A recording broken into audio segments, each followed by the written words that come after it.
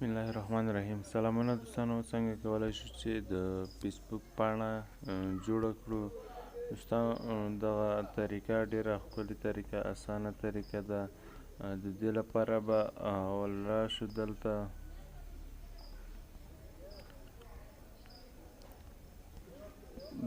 دلته پیج ته به راشو دوستانو.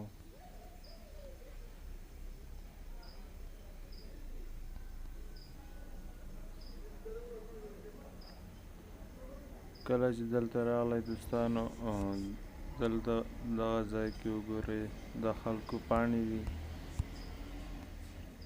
دوستانو تاسو کله پاڼه جوړوئ نو د هغې لپاره به د کریټ کلیک کړئ. دوستانو دلته بیا ګیټ سټارټ باندې کلیک وکړئ. دلته به د پاڼې نوم ورکړئ، مطلب زه پاڼه جوړوم how to learn in پښتو.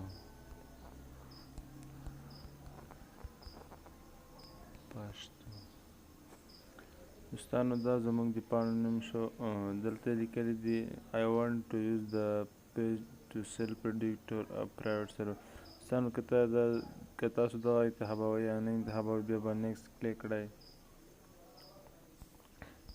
بیا به دوستانو دلته ورته یو هغه انتخاب کړئ چې ته یو کارکوونکی یې، سندرغاړی یې یا کوم بل څه.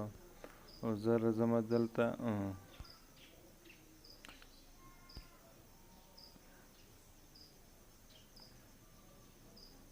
پیپل به انتخاب کړم.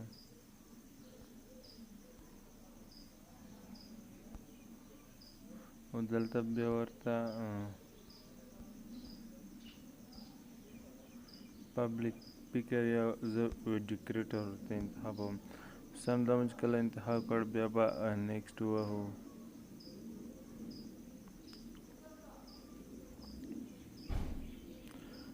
دلته ستاسو د ویب سایټ ادرس غواړي. ادرس که ورکوئ یا یې نه ورکوئ، نو که ادرس مو رااخیستی وي د خپل ویب سایټ نو هغه به دلته ورکړئ، او که یې نه ورکوئ کومه پروا نه لري نو نیکسټ به کلیک کړئ. بیا به هم نیکسټ کلیک کړئ، ویزیټ پیج به ووهئ. دوستانو دغه د پاڼه جوړه شوه او ډېره اسانه طریقه ده، ډېره ښکلې طریقه ده. دلته تاسو نه د پروفایل عکسونه غواړي، زه ورته د پروفایل عکسونه بندومه.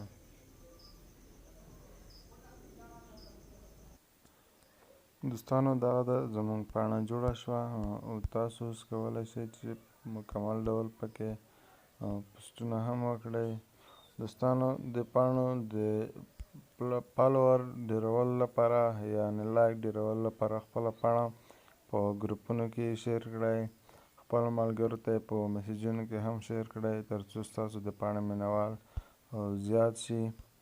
او د پاڼه چې ده دوستانو د خپل ملګري په پیج کې هم شیر کړئ، او ملګري ته مو ووایئ چې دا پاڼه ماته شیر کړه، تر څو یې مینوال ښه زیات شي. او ښه پوسټونه پکې وکړئ، تر څو مینوال هم ستاسو پاڼه خوښه کړي. له حوصلې مو ډېره مننه. دوستانو که زموږ چینل مو نه وي سبسکرایب کړی، نو زموږ چینل سبسکرایب کړئ، تر څو تاسو ته دغسې ښکلې ویډیو خپرې کړم. مننه.